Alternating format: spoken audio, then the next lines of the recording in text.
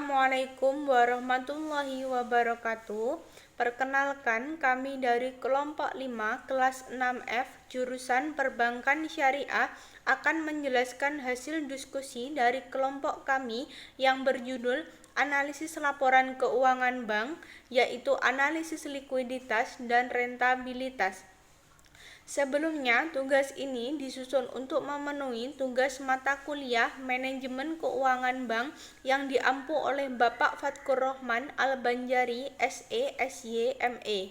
Di sini saya akan menjelaskan tentang rasio likuiditas. Rasio likuiditas merupakan rasio untuk mengukur kemampuan bank dalam memenuhi kewajiban jangka pendeknya pada saat ditagih. Dengan kata lain, dapat membayar kembali pencairan dana deposannya pada saat ditagih serta dapat mencukupi permintaan kredit yang telah diajukan. Jika suatu bank atau perusahaan dapat dikatakan likuid apabila bank yang bersangkutan dapat memenuhi kewajiban utang-utang atau mampu memenuhi kewajibannya pada saat jatuh tempo.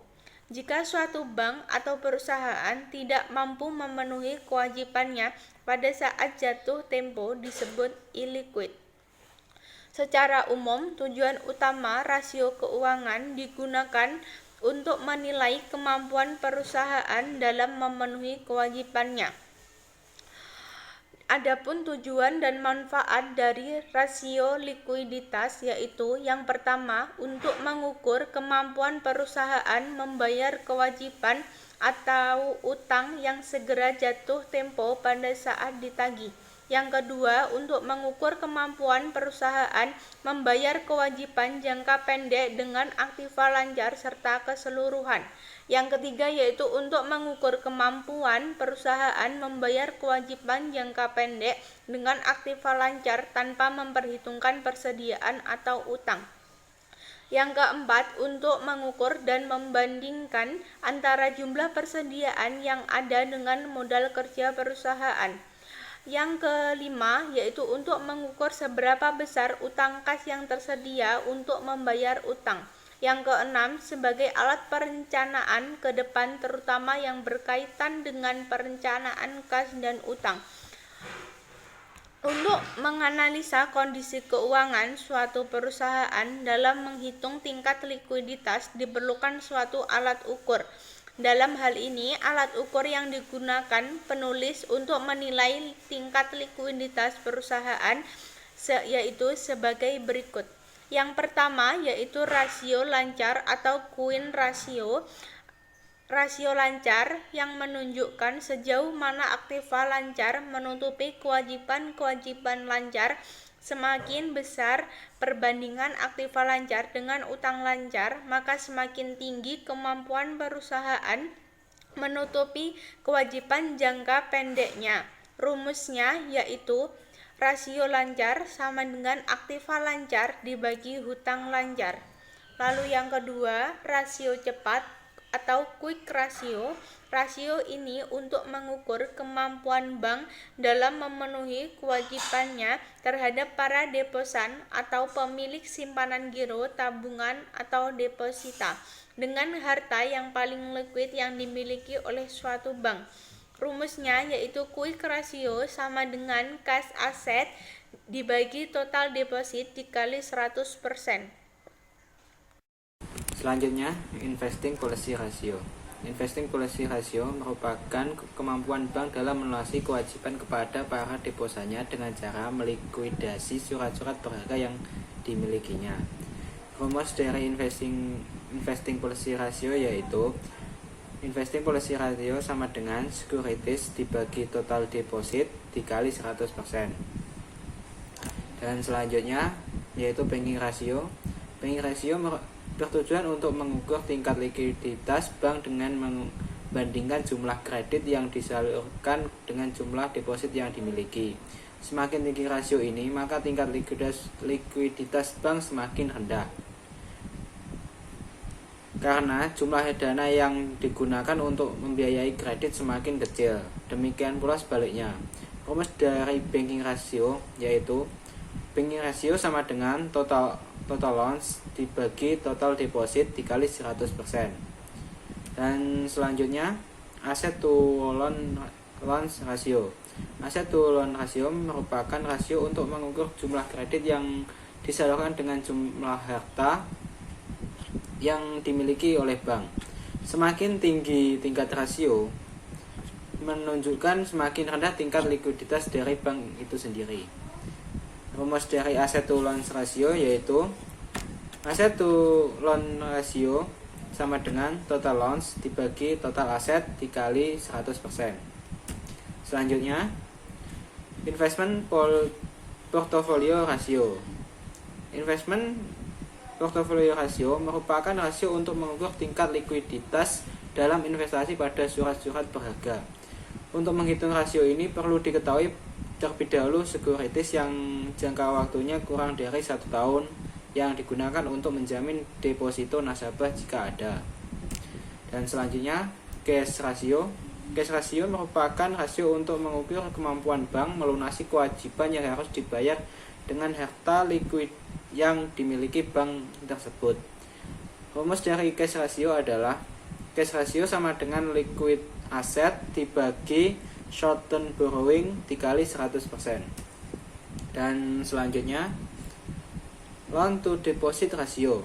Loan to deposit ratio merupakan rasio untuk mengukur komposisi jumlah kredit yang diberikan dibandingkan dengan jumlah dana masyarakat dan modal sendiri yang digunakan. Besarnya loan to deposit ratio menurut peraturan pemerintah maksimum adalah 110%. Rumus dari loan to deposit ratio adalah loan to deposit ratio sama dengan total loans dibagi total deposit ditambah equity dikali 100%.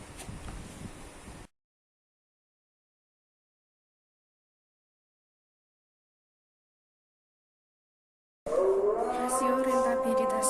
Rentabilitas rasio sering disebut profitabilitas usaha. Rasio ini digunakan untuk mengukur tingkat efisiensi usaha dan profitabilitas yang dicapai oleh bank yang bersangkutan. Rasio rentabilitas memiliki tujuan untuk mengetahui kemampuan bank dalam menghasilkan laba selama periode tertentu. Juga bertujuan untuk mengukur tingkat efektivitas manajemen dalam menjalankan operasional perusahaannya. Tujuan akhir yang ingin dicapai oleh suatu perusahaan yang terpenting yaitu memperoleh laba atau keuntungan yang maksimal. Maka manajemen perusahaan dalam praktiknya dituntut harus mampu untuk memenuhi target yang ditetapkan. Untuk mengukur tingkat keuntungan suatu perusahaan, digunakan rasio keuntungan atau rasio profitabilitas yang juga dikenal dengan nama rasio rentabilitas. Yang pertama yaitu gross profit margin. Rasio ini digunakan untuk mengetahui presentasi laba dari kegiatan murni dari bank yang bersangkutan setelah dikurangi biaya-biaya. Rumusnya yaitu gross profit margin sama dengan operating income min operating expense per operating income kali 100%. Yang kedua, net profit margin. Net profit margin merupakan rasio untuk mengukur kemampuan bank dalam menghasilkan net income dari kegiatan operasi pokoknya. Rumusnya yaitu net profit margin sama dengan net income per operating income kali 100%. Yang ketiga, return on equity capital merupakan rasio untuk mengukur kemampuan manajemen bank dalam mengelola kapital yang ada untuk mendapatkan net income.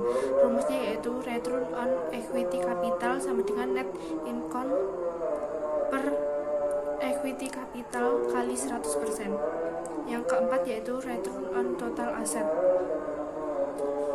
Return on total asset dibagi menjadi dua, yaitu yang pertama gross yield on total asset untuk mengukur kemampuan manajemen menghasilkan income dari pengelola aset. Rumusnya yaitu operating income per total asset kali 100%. Yang kedua, net income total asset untuk mengukur kemampuan manajemen dalam memperoleh profitabilitas dan manajerial efisiensi secara overall. Rumusnya net income per total aset kali 100%. Yang kelima, rate return on loans.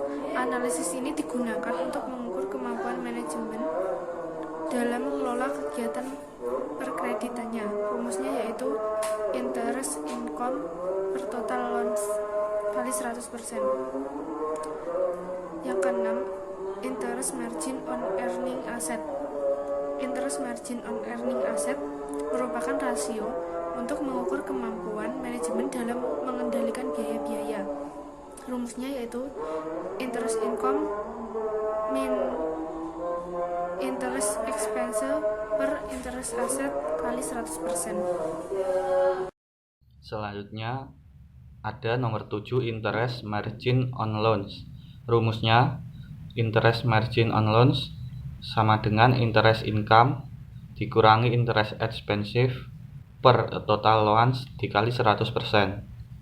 Selanjutnya nomor 8 ada leverage multiplier. Leverage multiplier merupakan alat untuk mengukur kemampuan manajemen dalam mengelola asetnya karena adanya biaya yang harus dikeluarkan akibat penggunaan aktiva.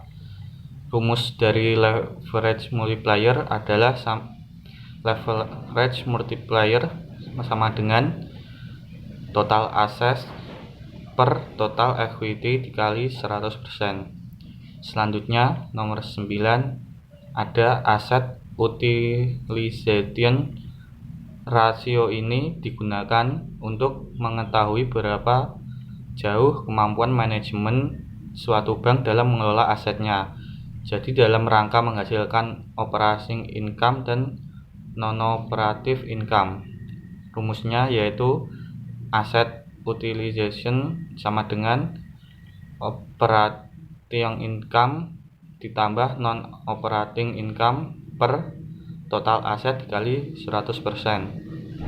Selanjutnya ada 10 interest expense ratio. Interest expense ratio ini digunakan untuk mengukur besarnya persentase antara bunga yang dibayar kepada para deposannya dengan total deposit yang ada di bank. Rumusnya yaitu interest expensive ratio sama dengan interest expensive per total deposit dikali 100%. Selanjutnya ada cost of fund.